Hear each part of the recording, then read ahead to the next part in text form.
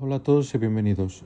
Hoy damos inicio a una serie especial de 13 episodios dedicada al Potapada Sutta, una joya del Digna Nikaya que explora a fondo los estados de conciencia y la verdadera naturaleza del yo. Este texto antiguo de más de 2500 años sigue siendo extraordinariamente relevante, ofreciéndonos valiosas enseñanzas prácticas para la liberación y la superación del sufrimiento. Es un diálogo profundo entre el Buda y el renunciante Potapada que ilumina nuestro camino hacia el despertar interior. Para guiarnos en esta exploración contamos con la venerable Bhikkhuni Arindama.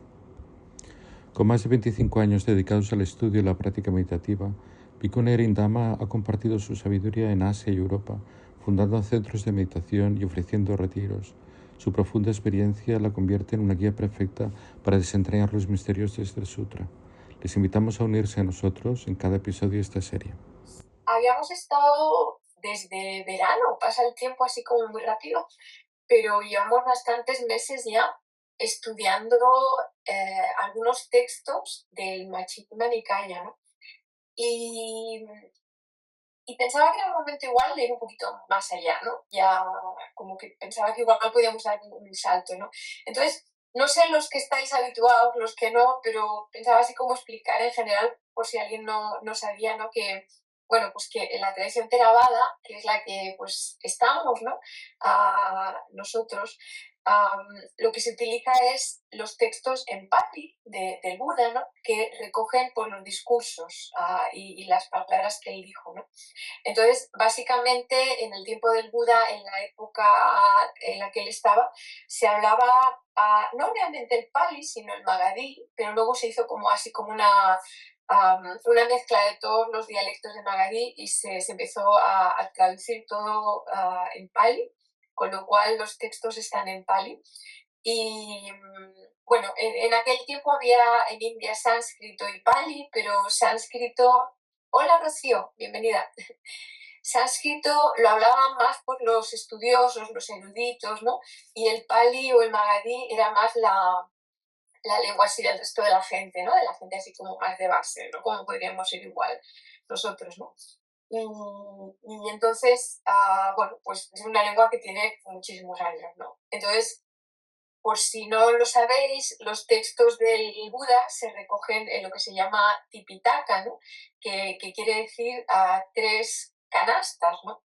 Y lo de tres canastas viene porque en aquel tiempo no había, desde luego, Drive y desde luego no había modo de escribirlo o de hacerlo de una forma que fuera más rápida, sino que utilizaban básicamente la transmisión oral. O sea que todos los textos que estamos leyendo han llegado a nosotros porque durante siglos la gente lo iba transmitiendo de persona a persona oralmente. O sea que, ¿cómo sería si nos tocara a nosotros hacer ese trabajo, ¿no? Transmitirlo oralmente. Si nos ponemos ahora a decir lo que sabemos de memoria aquí entre todos, ¿no? Igual el canon Pali quedaría como bastante más reducido para las siguientes generaciones, ¿no? Pero afortunadamente las anteriores parecía que tenían mejor memoria, posiblemente porque no tenían tanta información como tenemos en el siglo XXI, ¿no? Entonces como que tenían una mente con más capacidad de memorizar, pero lo cierto es que se transmitía oralmente, ¿no? Entonces lo que hacían era, como no había libros entonces, ¿no? Estamos hablando de 2000, más de 2500 años, ¿no? Utilizaban, para algunos seguro que es familiar, porque en países tropicales pues hay muchísimo, ¿no? Pues los árboles de platanero y tal, ¿no? Lo que se llama el árbol de ola, ¿no? Pues tienen un tipo de hoja que es muy grande y entonces lo que hacían era que escribían las letras en la hoja, como si fuera con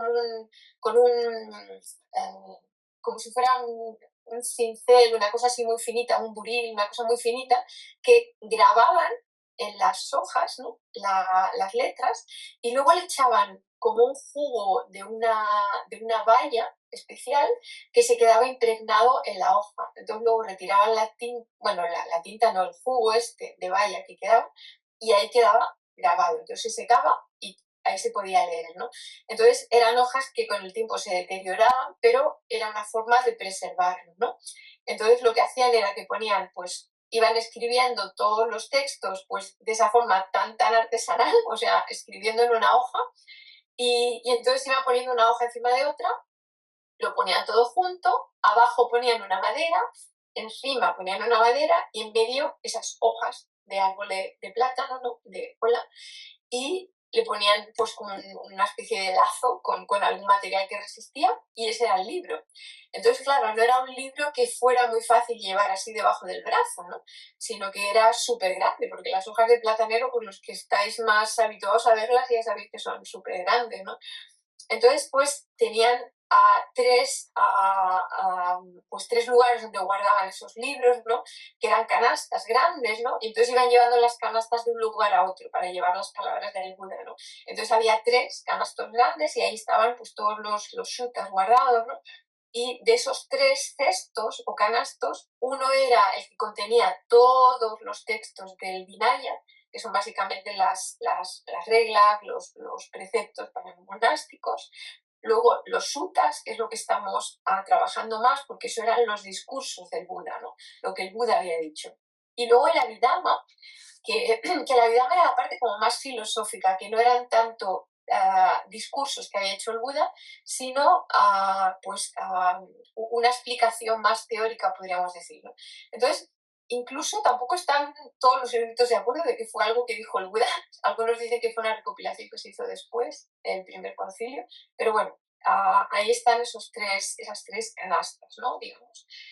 Y de hecho hay un monasterio en Sri Lanka que lo siguen haciendo, o sea que siempre hay un libro, o sea, tres colecciones de libros, ¿no? En hojas de platanero, o sea, siguen haciéndolo con esa forma tradicional y entonces siguen manteniéndolo, ¿no? Entonces, lo que hemos estado haciendo hasta ahora, ha sido del Majjhima Nikaya y ahora vamos a empezar el Digha Nikaya. Entonces, Majjhima Nikaya eran discursos que no eran muy largos, ¿no? Que había hecho el Buda. El Digha Nikaya, lo que vamos a empezar a hacer hoy, es la colección de discursos un poco más largos. Luego, el Anguttara Nikaya, os lo digo por si no os suenan los nombres para que os sean más familiares, ¿no? Era otra colección que es de enumeraciones y es así como una colección así como interesante, tiene 11 grupos y en cada grupo es un número, ¿no? Entonces, por ejemplo, en el grupo de los 10 podríamos decir que ahí están los 10 paramitas, ¿no? En el grupo de los 8 pues están los 8 pasos del camino octuple, ¿no? En el 4 pues están las 4 nobles verdades, ¿no? Entonces, es una colección que hay libros que hablan de temas diferentes que están relacionados con esos números, ¿no? Y luego está el Samyutta Nikaya, que son colecciones por temas, ¿no? Temas diferentes. Entonces ahí se agrupan diferentes discursos del Buda pues, por temas. Y por último está el Kudaka Nikaya, que ahí está todo lo que no está en los anteriores. Eso es como el cajón desastre donde cabe todo lo demás, ¿no? Entonces, una razón por la que este Digha Nikaya es interesante es porque como son más largos, permite que sean discursos del Buda en los cuales se explica el método completo de la práctica, ¿no? Porque, pues seguro que todos ya sabéis bien que el Buda hablaba a dos niveles, ¿no? Es como si hubiera dos realidades, la realidad más pues, del día a día, ¿no? Más relativa, y luego la verdad absoluta, la realidad última, ¿no? Que es lo que el Buda pretende que entendamos a nivel experiencial, ¿no? Entonces, el Buda enseñaba dos niveles, ¿no? Por ejemplo, pues cuando él hablaba de la verdad más profunda, de la verdad más absoluta, hablaba de que no hay nada en el mundo, ¿no? De que todo es simplemente una serie de fenómenos que están continuamente cambiando, continuamente transformándose, incluyendo a las personas, incluyendo a los animales, incluyendo todo lo que existe, ¿no? Pero al mismo tiempo también hablaba de personas con nombre, de lugares donde iba, de situaciones, ¿no? Con lo cual, el mismo Buda hablaba de esos dos niveles de realidad, ¿no? Entonces, por poner un ejemplo así cotidiano, sería como si estamos hablando de una mesa y de una silla que utilizamos pues, de forma cotidiana, ¿no? Que es algo que es parte de nuestra realidad, pero si hablaran de lo mismo unos científicos que están estudiando pues cómo son realmente cosas que no tienen ninguna materialidad, porque son simplemente moléculas que se van transformando continuamente, ¿no? Y para los científicos pues sería no tanto un objeto material sólido, sino que sería simplemente un conjunto de procesos naturales en los cuales no hay una masa que podamos decir que es algo sólido, sino simplemente hay como moléculas que se van transformando, ¿no? Pero esos mismos científicos, cuando vuelven a su casa, pues se sientan en la silla y utilizan la mesa, o sea que es una realidad como que se puede ver a los dos niveles, ¿no? Entonces, el Buda enseñaba en esos dos niveles, ¿no?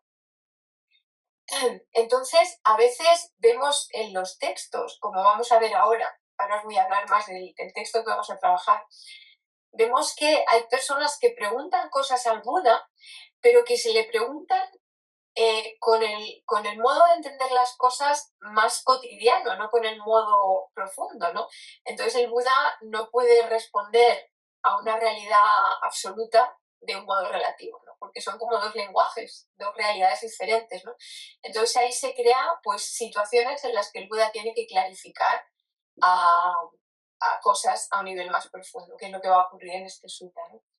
Entonces, en este discurso vamos a ver como en otros, ¿no? Pues esa enseñanza gradual que el Buda hace desde lo básico, desde nuestro día a día, desde donde estamos, ¿no? Hasta la realidad de la liberación, ¿no? Hace como todo el recorrido para que sepamos exactamente qué pasos tenemos que dar, ¿no?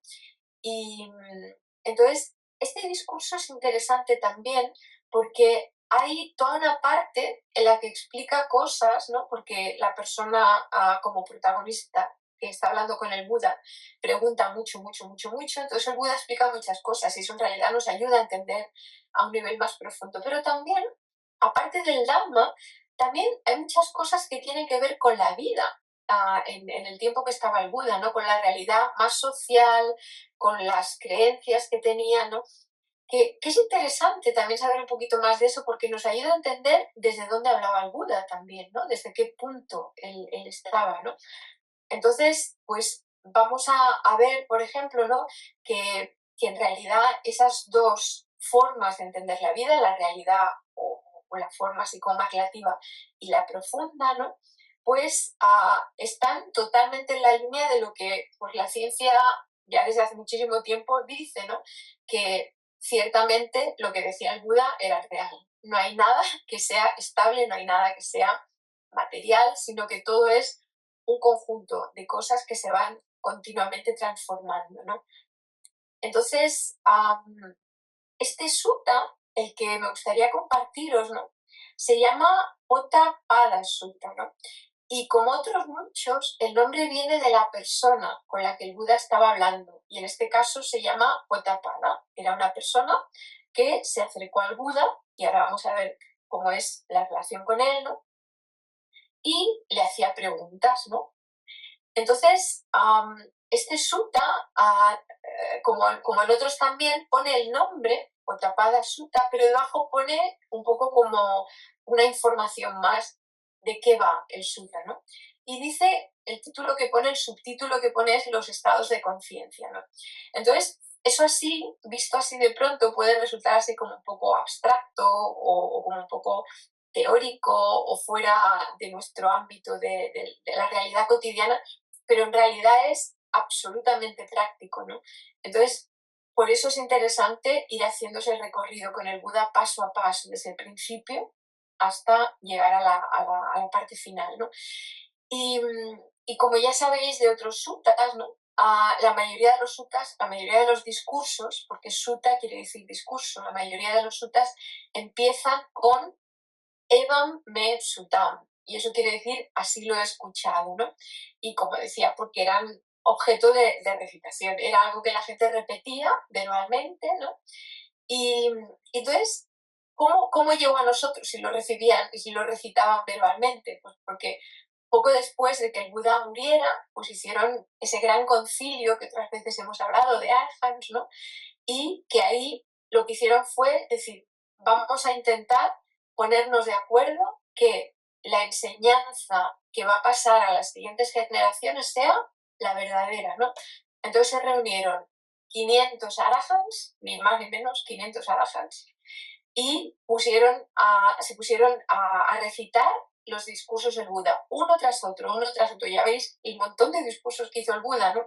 Miles, ¿no? Entonces los empezaron a recitar todos, y esta parte primera simplemente lo que quiere decir es, pues, eso es lo que he escuchado, ¿no? Eso es lo que estoy recitando, lo que he escuchado. Y como ya recordaréis, era Ananda, el secretario, primo, ayudante del Buda, que estuvo con él 25 años, quien en ese concilio recitó la mayor parte de los suttas, porque tenía una memoria prodigiosa. Entonces lo que hacían era, al principio del sutta, antes de explicar lo que eran las palabras propiamente del sutta, añadían una información de dónde se había recitado ese sutta, pues si había algunas personas en aquel momento, ¿no? Hacer un poco una descripción para que luego se acordaran de qué sutta se trataba, ¿no? Porque si estaban en el concilio, si estaban poniendo en común montones de suttas, pues se les cruzaba, ¿no? ¿Cuál era este, cuál era aquel, ¿no? Pues lo que hacían era, al empezar a recitarlo, pues explicar un poquito de qué iba, ¿no? El sutta y quién estaba allí, ¿no? Entonces, pues eso les ayudaba, ¿no? A poder recordar y a decir si realmente la recitación había sido correcta o no. Echaban mano de la memoria. Entonces, bueno, nos puede parecer prodigioso, ¿no? Que 500 personas se pongan a recitar todos los suttas y, recordando cada uno el sutta, pues puedan llegar a un acuerdo de qué era lo cierto y de qué era no. O sea, lo recordaban totalmente, de memoria, cada detalle, ¿no? Entonces, así empieza este sutta, ¿no? Así lo he escuchado. Una vez el Buda se hallaba en Savatthi, en la arboleda de Jeta, en el parque de Anathapindika. Entonces, así empiezan montones de suttas. O sea que si empezamos a leer diremos, este ya lo he leído, ¿no? Porque es que empiezan así un montón de suttas, pero no. hay muchos que tienen el mismo al principio. ¿Por qué? Porque el Buda pasó 25 temporadas de lluvia, que ahora explicamos un poquito más de eso, precisamente en este lugar, en Savatthi. Y es porque lo explico muy rápido, solamente por los que no lo sepáis, porque el Buda, con los discípulos que él tenía, básicamente vivían pues recorriendo diferentes lugares del norte de la India y no tenían un lugar fijo. Pero en uno de los encuentros que tuvo el Buda con Anathapindika, esta persona que era un rico comerciante y que cuando empezó a hablar con el Buda se quedó fascinado y totalmente entregado a la práctica, dijo, hay que buscar un lugar para que puedan estar residiendo, para que no tengan que estar siempre buscando un lugar donde estar, ¿no? Y sobre todo la temporada de lluvia, ¿no? Que era más complicado estar fuera, como vivían ellos, en los árboles, en las montañas, ¿no? Entonces, Anathapindika decidió buscar un lugar para hacer un monasterio para el Buda y todos los monjes, y encontró lo que era esa arboleda de un rey que se llamaba, de un príncipe que se llamaba Jeta, ¿no? Y entonces quiso comprarla sí o sí, aunque era muy caro porque el príncipe no la quería vender, y le dijo que tenía que cubrir de oro todo el terreno, y así lo hizo Anathapindika, ¿no? Cubrió todo el terreno, no es un trocito, que al final hicieron descuento, ¿no? Y no lo tuvo que pagar, ¿no? Pero Anathapindika, o sea, dio una tercera parte de todo el dinero que tenía para entregar ese monasterio al Buda y a los monjes, ¿no? Y luego, con la segunda parte de la fortuna que tenía, se dedicó a hacer cutis para todos los monjes y para el Buda también, ¿no? Entonces, bueno, no imaginéis que los cutis eran como los que podemos tener ahora, ¿no? Porque básicamente eran pues casitas de bambú que con mucha suerte tenían algún colgante para poner, o sea, alguna especie de percha para poner algo ahí, y tenían un colchón de hierba, de heno, o sea, que no os penséis que tenían ni mantas eléctricas, ni aire acondicionado, ni nada.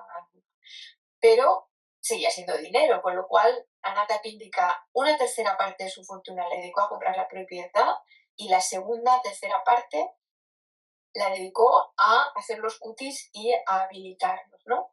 Entonces, ahí, en ese monasterio, el Buda pasó, como os decía, 25 retiros de estación de lluvias, ¿no? Entonces, así también, como muy rápido para los que no lo sepáis, lo de la temporada de lluvias, básicamente lo de hacer retiro no se hacía antes, pero era porque como había tantos monjes y monjas en el tiempo del Buda, se dice que miles, yo no sé si es verdad o no, pero eso es lo que se dice, ¿no? Que eran miles, ¿no? Entonces, ¿qué pasa? Que durante el periodo de lluvias era cuando el arroz estaba plantado y como llovía, la planta estaba debajo del agua, con lo cual no se veía, ¿no? Entonces, claro, si pasaban montones de monjes para arriba y para abajo, montones de monjas para arriba y para abajo, la cosecha del arroz de ese año sí iba a pique, ¿no? Entonces el Buda dijo, esto no puede ser, vamos a tener que hacer algo. Entonces dijeron, pues bien, los 3 meses de lluvia nos los pasamos meditando y estudiando. Y así empezó la cosa, ¿no? Entonces decidieron que esos 3 meses, pues la gente venía al monasterio a traer la comida, con lo cual no tenían que salir afuera y las plantas de arroz crecían, porque ya sabéis que en la India el arroz era y sigue siendo el plato principal, ¿no? Entonces se explica, continúa el Buda el discurso y dice, por aquel entonces el renunciante Potapada estaba en la sala de debate cerca del árbol Tinduka, en el parque de la reina Malika, que contaba con una única sala.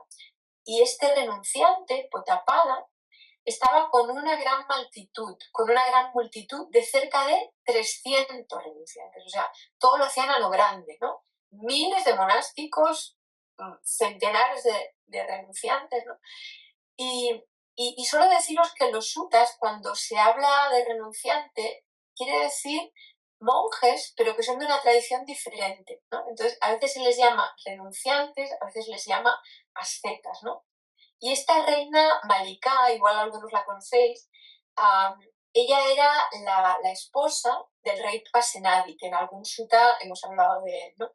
Y parece ser que ella había ofrecido una sala a estos renunciantes, a estos monjes de otras tradiciones, para que tuvieran allí pues, sus charlas, sus debates, a todo lo que tenían que hablar, ¿no?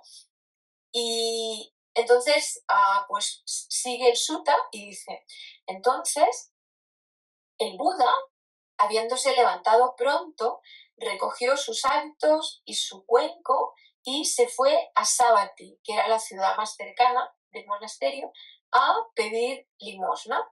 Pero pensó, uy, es demasiado pronto para ir a Savatthi. ¿Y si fuera a la sala de debate para ver al renunciante Potapada? Y así lo hizo, ¿no? Y es que, bueno, pues ya sabéis que normalmente los monásticos pues suelen ir a buscar la comida pues a la salida del sol, por lo menos tradicionalmente. Ahora en lugares como aquí, por ejemplo, en Europa, pues si fuéramos con el cuenco cuando sale el sol a buscar comida, volveríamos con el cuenco igual que salimos, porque lógicamente no encontraríamos a nadie, ¿no? Entonces pues se va más tarde, pero tradicionalmente se iba cuando salía el sol, al amanecer, ¿no? Entonces a veces tenían que caminar por un montón de rato. Yo me acuerdo cuando estaba en Birmania que caminaban igual una hora para ir a buscar limosnas, ¿no? Y descalzos, o sea que no era así cualquier cosa, ¿no? Pero el Buda en esta ocasión se levantó tan pronto que dijo, ostras, si voy ahora a Savatthi, la gente todavía no ha preparado la comida. Entonces, mira, voy a aprovechar para ir a ver este otro monje, ¿no? Entonces, pues fue, ¿no? Y dice, continúa, allí se encontraba Potapada, sentado junto con su multitud de renunciantes, y todos gritaban y hacían un gran alboroto, deleitándose con todo tipo de conversaciones impropias. Eso es lo que dice el texto. Y a continuación se mencionan todo tipo de conversaciones que el Buda comentaba que no eran aconsejables para el practicante espiritual. Este texto que os voy a leer ahora no está en el sutta original, o sea, no lo dijo el Buda en este sutta, se añadió después recogiendo lo que el Buda había dicho en otras ocasiones, ¿no? Pero no, en el discurso que hizo el Buda inicialmente no estaba, pero se añade pues para que la gente supiera a qué se refería, ¿no? Entonces, ¿cuáles eran las conversaciones que el Buda consideraba que no eran aconsejables para el practicante espiritual? Y tengo que aclarar que cuando hablaba de practicante espiritual, era una persona que estaba trabajando firmemente para la liberación. O sea, no era, no quería decir cualquier meditador, o sea, era cualquier persona que estaba trabajando seriamente para liberarse, ¿no? Porque todas estas conversaciones podían hacer que se despistara muchísimo, ¿no? de lo que estaba trabajando. Entonces, una de las conversaciones que no eran aconsejables era, dice, sobre reyes, ladrones y ministros, ¿no? Entonces, hay en los comentarios que hace Yakema, por ejemplo, ella sugiere, y creo que tiene razón, ¿no? Que podríamos decir que en nuestro tiempo eso sería hablar de política, ¿no? Porque ¿qué pasa? Pues que suele generar opiniones enfrentadas muchas veces, ¿no? Cuando se habla de política, ¿no? Entonces el Buda aconsejaba evitar hacerlo. Otro tema que aconsejaba evitar era hablar de ejércitos, peligros o guerras, ¿no? Es decir, sucesos violentos, ¿no? ¿Cuántas veces, no? Pues al poner la tele, ¿no? Pues salen tantas desgracias, ¿no? Que al cerrar la tele la mente se ha quedado llena absolutamente de montones de cosas que afligen la mente, ¿no? Entonces, el Buda no estaba diciendo que viviéramos al margen de todo eso, pero sí que decía que si estábamos trabajando a un nivel profundo, era mejor no estar llenando la mente con toda esa información, ¿no? Tampoco era aconsejable hablar de comida, bebida, ¿no? Porque pues alimentan también el deseo sensorial, ¿no? O sea, especialmente pensando que personas que estaban haciendo esa práctica pues pasaban parte del tiempo en ayuno, ¿no? Pues posiblemente lo más aconsejable no era después de las 12 que no comían, pues empezar a hablar de los ingredientes de una paella valenciana o de una comida mexicana, ¿no? Pues igual no era lo que les iba a ayudar más a tener la mente tranquila, ¿no? Tampoco aconsejaba hablar de ropa, de camas, de perfumes, de ornamentos para el cuerpo, ¿no? O sea, adornos personales para estar más guapos o más guapas, ¿no? ¿Por qué? Bueno, pues porque de alguna forma era apartar la mente con cosas que no eran esenciales para nada, ¿no? Que tenían que ver más bien en estar atractivo o agradable o así, ¿no? Y la cama, pues a lo mejor porque estaba relacionada pues, con ir a dormir, ¿no? Y si estaban intentando mantener la práctica, ¿no? Pues mejor no hablar demasiado de la cama, ¿no? Porque igual les daba más ganas de irse a la cama que no de seguir meditando, ¿no? O algunos dicen que también porque igual tenía connotaciones con el tema pues, de relaciones íntimas, ¿no? A lo mejor recién se ordenaban de monjes y aún tenían presente pues su relación de pareja con su mujer, ¿no? Entonces, bueno, decía que era mejor. Otra cosa que decía, evitar hablar, y fijaros lo que dice, de parientes, de carruajes, que podríamos decir coches, de aldeas, pueblos, ciudades y países, ¿no? Entonces, algunos dicen que este tipo de conversaciones el Buda no las aconsejaba como algo inspirador o edificante porque, por un lado, al hablar de familiares podía reforzar el tema del apego, ¿no? Y por otro lado podía favorecer el tema de la identificación, ¿no? O sea, yo soy de Madrid y yo soy de Barcelona. Y ambas cosas no acaban de cuadrar muy bien, ¿no? O sea, como que a veces nos identificamos mucho con el lugar físico, ¿no? Donde estamos, entonces, bueno, el Buda recomendaba mejor no hablar de eso, ¿no? Otra cosa que decía es no hablar de mujeres, ¿no? Bueno, estaba hablando a monjes, ¿no? Entonces decía que posiblemente no era lo más aconsejable porque cuando se solía hablar de mujeres tenía que ver con pues belleza o atracción, así, ¿no? O para las monjas pues lo opuesto, ¿no? Entonces tampoco hablar de héroes, decía, ¿no? Y igual en nuestro momento serían, no sé, pues estrellas del deporte o de la música, ¿no? O sea, pop, star, yo qué sé, ¿no? O sea, gente famosa, ¿no? Y tampoco aconsejaba las habladurías de la calle y el pozo. Y diréis, ¿qué es eso de la calle y el pozo? ¿No? Porque, claro, ahora no solemos ir al pozo normalmente, ¿no? Pero en los tiempos del Buda y en muchos países actualmente todavía, pues la gente que no tiene agua, ¿no? Lo que hacen es ir a buscar agua, ¿no? Yo me acuerdo cuando estaba en Birmania que estaba en un lugar súper apartado, pero a la tarde, de pronto, empezaba a sentir como si viniera una multitud de gente y pensé, ¿de dónde ha salido toda esta gente? Hasta que me di cuenta que es que había una fuente y por la tarde venían todos pues a bañarse, porque claro, no tenían agua, a llenar pues, los recipientes, las vasijas con agua y a lavar la ropa, ¿no? Entonces, mientras hacían todo eso, pues ese era el momento para ponerse al día. Esa era el noticiario, pues la sesión de noticias de la zona, ¿no? Ahí hablaban todos, ¿no? Entonces lo que solía pasar, ¿no? Pues es que ahí acaban haciendo habladurías, ¿no? Y conversaciones que no llevan a ningún sitio, ¿no? Entonces, bueno, todo este tipo de cosas, el Buda decía que era mejor evitarlas, ¿no? Porque eran una fuente de distracción, básicamente, ¿no? Entonces, se dice que pues Otapada y todos los monásticos con lo que estaban hablando precisamente de todo este tipo de cosas, ¿no? O sea, ese era el tema de conversación que tenían. Entonces, no da detalles acerca de exactamente de qué era, pero sí que era este tipo de conversación.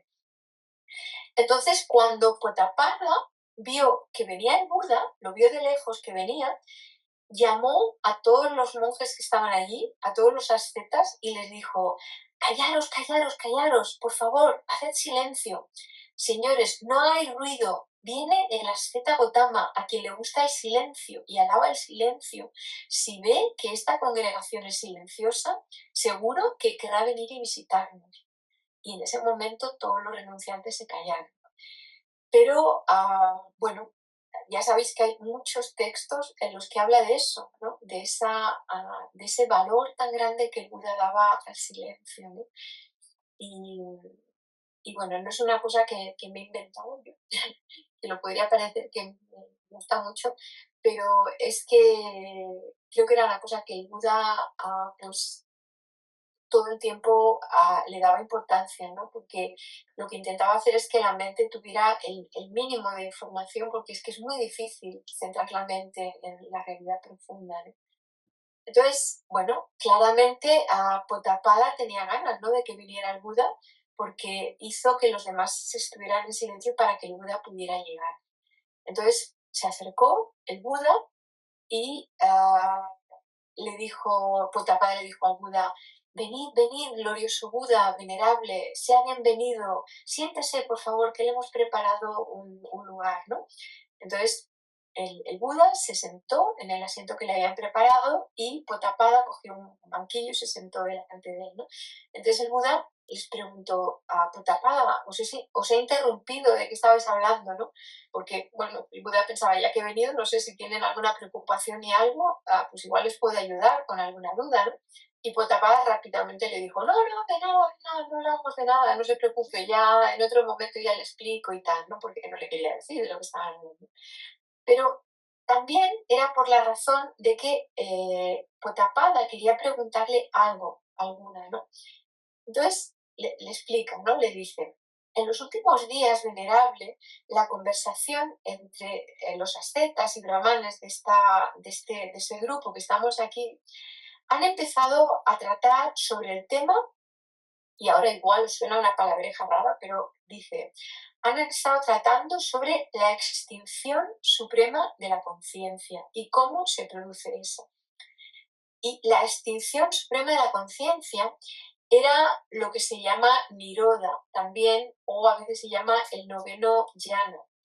Y es un estado que ahora os comento un poquito, pero que en el tiempo donde está basado este sutta, la gente de la India consideraba que esto era la liberación. O sea, ese estado de noveno jhana o de niroda o de extinción de la conciencia, eso era la liberación, ¿no? Estaban confundidos, pero todos creían que era así. Por lo tanto, tenían mucho interés en saber cómo era eso, ¿no? En Pali esto se llama también Avi-Saña Niroda. Avi, que quiere decir supremo, Saña, que quiere decir percepción, y Nirodo, que quiere decir extinción. ¿no? O concentración profunda. Entonces, es un estado que en algunos suttas se habla y en ese estado la persona está tan concentrada, o sea, es el mayor grado de concentración que se puede tener.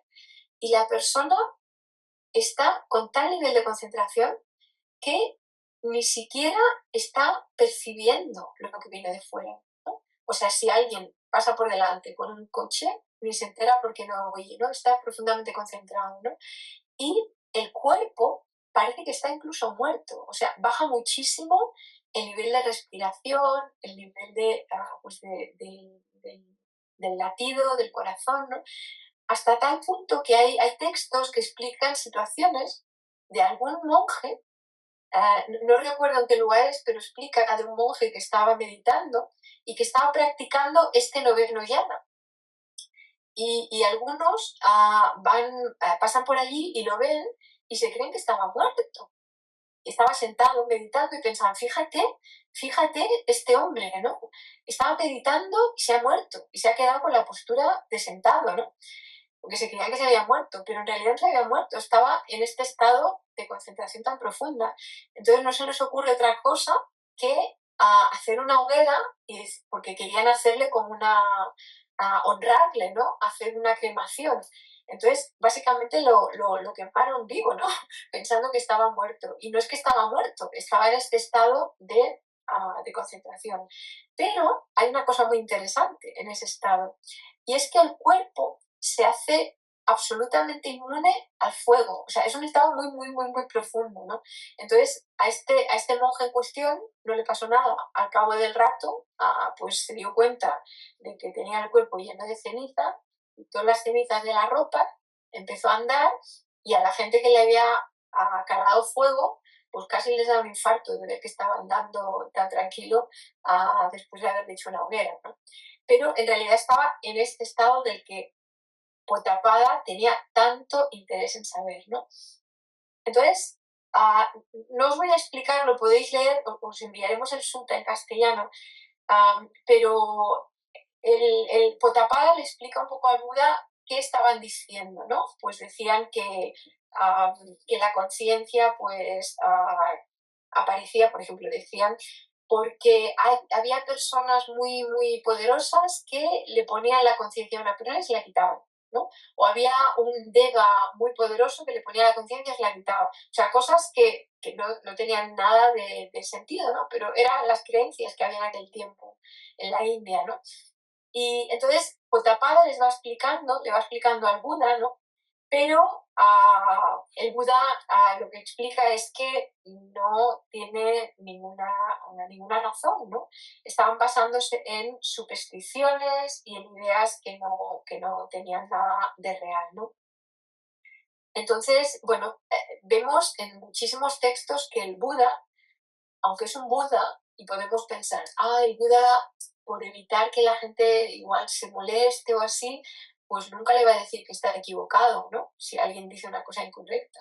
Pero no, evidentemente el Buda, cuando veía alguna cosa que no era correcta, la decía clarísimamente, con toda la compasión, con todo el amor, para que la persona no se mantuviera con una creencia errónea, ¿no? Entonces, uno a uno va diciendo que no, que es un concepto erróneo el que tienen todo lo que los ascetas están diciendo, ¿no? Entonces, el venerable, Potapada le dice, pues entonces el venerable, el Buda, nos podrá explicar, ¿no? Por favor, díganos, ¿no? ¿Cómo es? ¿Cómo funciona esto, ¿no?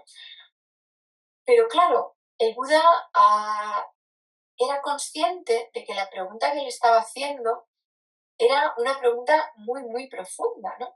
Y que Potapada y estos monásticos querían ir al final del camino sin haber recorrido el principio. Por eso estaban diciendo cosas que no tenían demasiado sentido, ¿no? Porque no habían hecho el recorrido previo para haber llegado a una conclusión acertada, ¿no? Entonces, el Buda lo que hace es que empieza a explicarle a Potapada y a todos esos 300 pues ascetas que estaban con él, empieza a explicarles desde el principio qué es lo primero que hay que hacer para llegar a ese estado, ¿no? Y luego les dirá que ese estado no es la liberación, está muy cerca, pero no es la liberación, ¿no?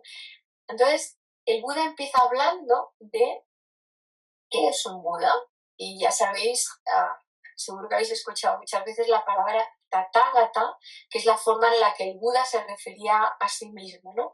Entonces, el Buda empieza a explicar qué significa ser Buda, ¿no? Y cómo un Buda es aquel que descubre la enseñanza cuando nadie la conoce, cuando se ha perdido totalmente, ¿no? Entonces, el Buda va explicando, ¿no? Y les va diciendo pues este tipo de cosas, ¿no? De cuáles son las cualidades del Buda. Entonces, también les habla, lo podréis leer cuando tengáis el texto, también les habla de que en este mundo al que viene el Buda hay diferentes tipos de seres, ¿no? Y les habla, pues aparte de los humanos, les habla de los devas, que es lo que a veces se podría llamar en nuestro mundo los ángeles, podríamos decir, ¿no? Lo que pasa que ese concepto de ángel, que igual es muy común, sobre todo en los países que tenemos tradición pues, cristiana, católica o cristiana, se habla de ángeles como un ser que siempre es un ángel, ¿no? O sea, que está ahí para siempre, ¿no? Pero ese no era el concepto que tenía el Buda. El Buda decía que un deva, lo que llamaríamos un ángel, es una persona que ha conseguido un renacimiento en un plano muy elevado, en el cual hay muy poco sufrimiento, en el cual tiene un cuerpo muy ligero y en el cual hay mucho placer, pero ese mismo deva, al morir, aunque tenga una vida muy larga, mucha más larga que los humanos, al morir, dependiendo de su karma, dependiendo de sus acciones anteriores, puede ser perfectamente lógico que renazca como un animal o incluso que renazca en un plano pues, de mucho dolor, como es ese plano que se llama pues, infierno, que es el más, que no es la visión católica, ¿no? Pero sí que es un plano de mucho, mucho, mucho dolor, ¿no? Entonces, un deva es temporalmente deva, pero puede ser que al morir pase a ser un ser con mucho sufrimiento, ¿no? Entonces el Buda habla de devas, de malas, y lo dice en plural. Lo que pasa es que la palabra que utiliza en Pali es en singular y es lo que se suele hablar, pues el tentador, lo que en el lenguaje católico cristiano sería el diablo, ¿no? O sea, pero en realidad podríamos decir que también es nuestras dos partes internas, ¿no? Esa parte más luminosa y esa parte pues de más negatividad, ¿no? Y también habla de un tercer personaje que dice, y lo dice en plural, Brahmas, Brahmas. Y Brahmas son los seres de toda la cosmología que el Buda habla, budista, de todos los seres que el Buda habla, son los más desarrollados, lo que se llaman los dioses, ¿no? Y, y lo dice en plural, o sea, no hay un dios, ¿no? O sea, como en otras religiones se considera que hay un dios que lo ha creado todo, ¿no? Habla de Brahmas en plural, ¿no? Porque hay muchos, ¿no? O sea, hay más de uno, ¿no? Entonces aquí simplemente el Buda está poniendo un contexto como más general, ¿no? De dónde estamos, ¿no? Los humanos, ¿no? Entonces, aquí dice una cosa, que os voy a leer un trocito, dice, y el Buda predica el Dhamma, bello al principio, bello en el medio y bello al final, en la letra y en el espíritu. Y eso es importante porque no habla solamente de la letra, o sea, no habla solamente de la parte que podríamos decir más intelectual, sino habla del espíritu, del contenido, del significado. O sea, el Buda nunca, aunque animaba a memorizar los textos, ¿no? Nunca decía que nuestro aprendizaje iba a venir por la lectura o por la memorización. Nuestro aprendizaje iba a venir por la práctica, que la práctica nos iba a ayudar a entender esos textos, ¿no? Porque si no, pasaría como ese maestro que tenía yo de Pali, que decía, él había traducido textos durante muchísimos años, pero jamás de la vida había practicado, ¿no? Meditación. Y cuando empezó a practicar dijo, madre mía, ahora entiendo de qué está hablando, ¿no? Entonces, ¿qué habría traducido este hombre sin tener idea de la práctica? Pues no lo sé, ¿no? Pero el Buda lo que decía era que no se trataba de aprender a nivel intelectual, aunque eso lógicamente puede ayudar mucho, ¿no? Y puede ser un estímulo y puede ser una ayuda, pero si nos quedamos ahí, perdemos la esencia, ¿no? Entonces habla de la letra y del espíritu, ¿no? Ambas cosas, ¿no? Entonces el Buda pues dice que si nos quedamos solamente en esa primera parte, no hay modo alguno en el que lleguemos a la liberación, ¿no? Entonces, el Buda sigue hablando y entonces empieza el primer bloque importante, y es el bloque que tiene que ver con el sila, con la moralidad, con los preceptos. Y para el Buda eso es los fundamentos, eso es la base, porque Potapada lo que quería es saltar e irse directamente a ese estado más elevado, pero el Buda dice, no funciona así, tienes que empezar desde el fundamento, como cuando vas a la escuela, ¿no? Por mucho que te guste lo que hacen en el último curso, tienes que empezar por el primero, ¿no? Y entenderlo, e ir pasando progresivamente de uno más fácil a uno más difícil, ¿no? Entonces el Buda aquí muestra en este texto cuánta importancia le da al sila. Y para el Buda el sila es lo primero, lo fundamental, porque si no, lo siguiente no puede venir, ¿no? Entonces, empieza a explicarles, ¿no?, cuáles son los principales preceptos. Entonces, recordar que está hablando con monásticos de otras tradiciones. Entonces, dice, el primero que dice es, se mantiene en la renuncia a quitar la vida, sin garrote o espada, cuidadoso, compasivo, estremeciéndose por el bien de todos los seres vivos, ¿no? Y es algo que me hacía estremecer a mí leer este texto, por eso os lo ponía en la carta que os envié, porque me parece como muy bonito, ¿no? Que no, a veces cuando hacemos la toma de preceptos, ¿no? Tomamos el primero, ¿no? Pues diciendo, me comprometo a no matar a nadie, como diciendo, este me lo podía saltar, porque lógicamente no iba a matar a nadie, ¿no? Pero es que el Buda no hablaba solamente de no matar a nadie, ¿no? Hablaba de ir mucho más allá, ¿no? Hablaba de ser muy cuidadoso de los demás, muy compasivo, ¿no?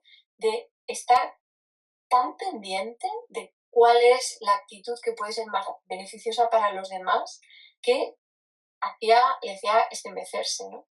Entonces, el Buda lo decía no solamente diciendo no quitar la vida, sino decía esta segunda parte que tan importante es, ¿no? Entonces continuaba con el segundo precepto. Se mantiene en la renuncia a tomar lo que no se le ofrece. Vive en la pureza aceptando lo que se le ofrece a la espera de lo que se le ofrece, sin robar. A la espera.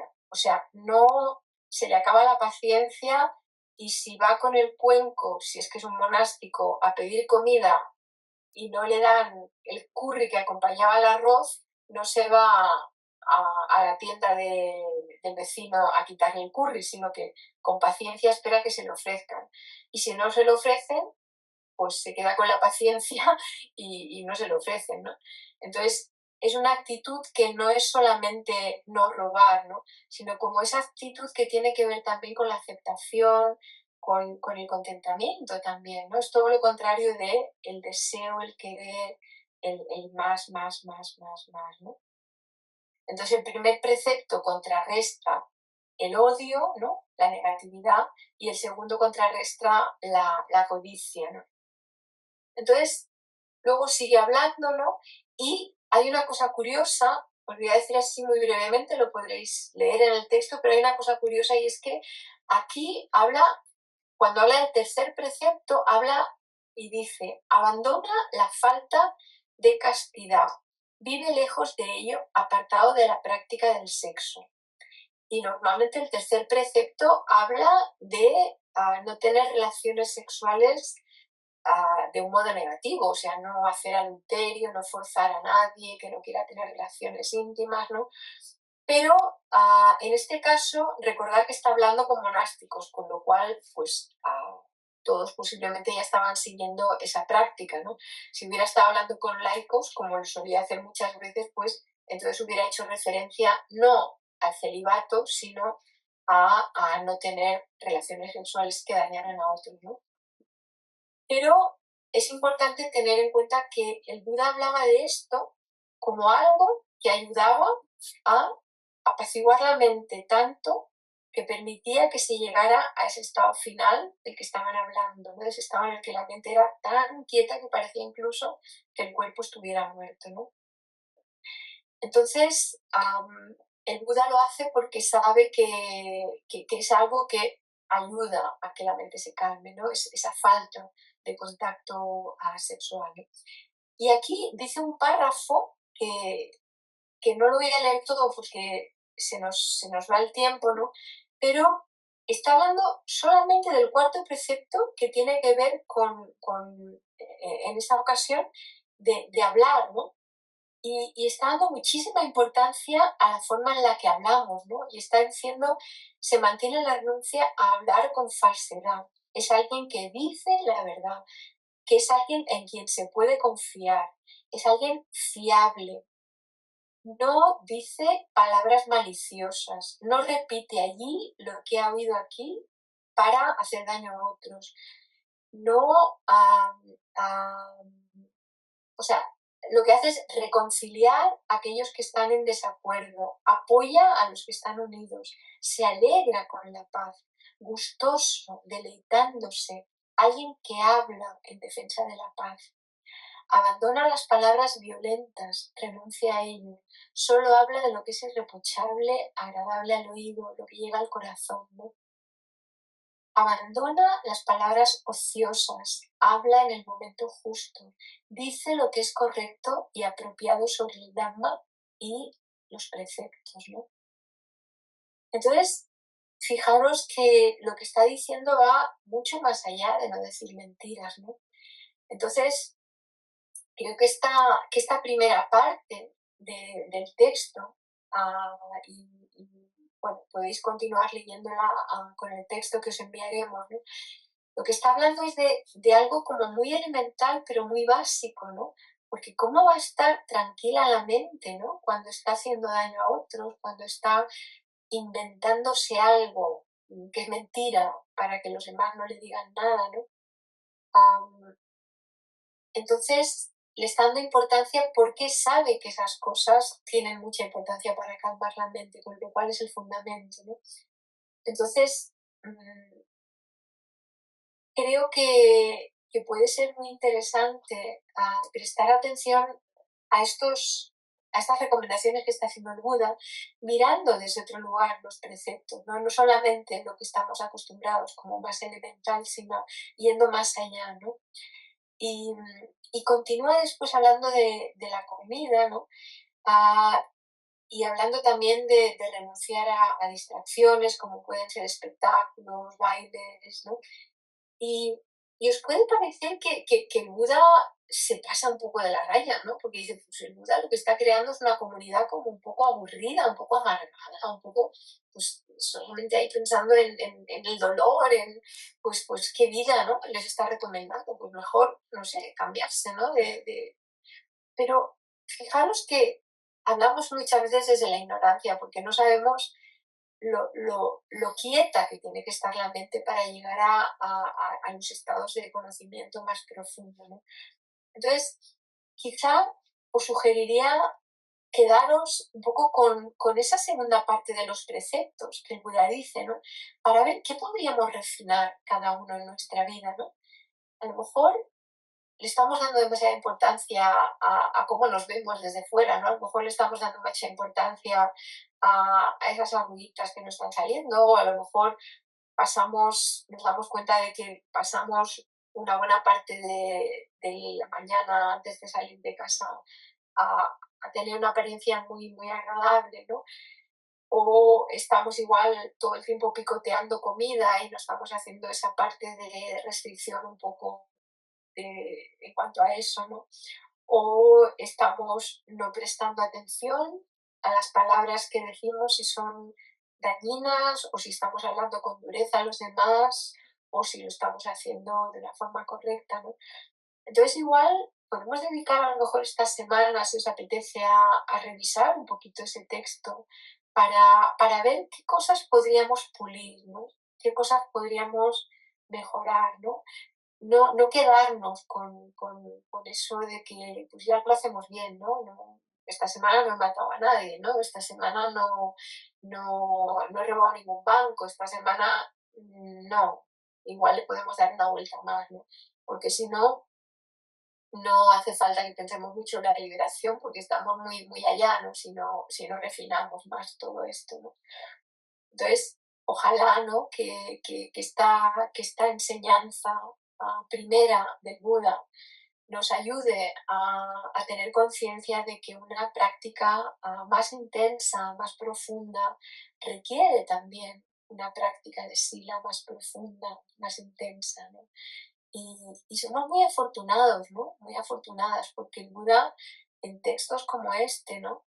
Nos dan detalles paso a paso de por dónde tenemos que empezar, porque a veces queremos empezar por el Abhidhamma, a lo mejor, ¿no? Y decimos, no, esto del Sila es como muy básico, yo ya estoy un poco más avanzado, ya llevo 20 años meditando y no hace falta ya que me hablen de Sila, ¿no? Que ya lo tengo como muy de por mano, ¿no? Pero a lo mejor hay cosas que refinar, ¿no? ¿Cuántas veces hablamos con dureza, ¿no? a los demás, ¿no? ¿Cuántas veces decimos palabras que son hirientes o no prestamos demasiada atención a cómo se siente el otro, ¿no? Entonces, pues igual podemos reflexionar un poquito esta semana, ¿no? Y prepararnos para el siguiente paso que nos da el Buda después, ¿no? Entonces quizá podemos dejar un momentito ahora en silencio, ¿no? Para pensar aunque sea un momento breve, ¿no?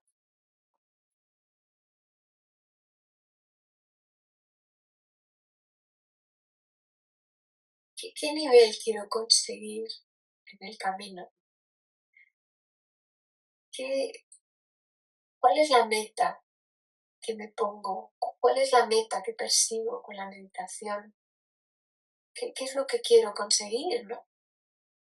Porque a veces nos parece que el Buda nos enseña esta práctica pues para que estemos más tranquilos, incluso para que se sane el cuerpo de algunas enfermedades, pero el Buda siempre, o sea, si hacemos un listado de sus enseñanzas y leemos todos los discursos, veremos que el Buda siempre la meta que pone es la meta de la liberación, la meta del final del sufrimiento. Y quizá nos parece que es algo tan lejano que ni siquiera lo tomamos demasiado en serio, ¿no? Pero es bueno que nos planteemos a dónde queremos llegar, ¿no?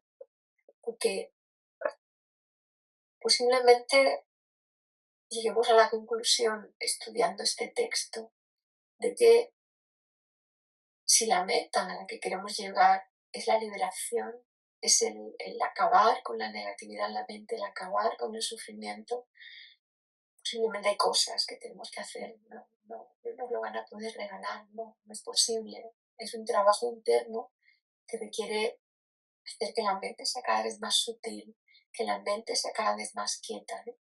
Y eso necesita hacerse de una forma concreta, ¿no?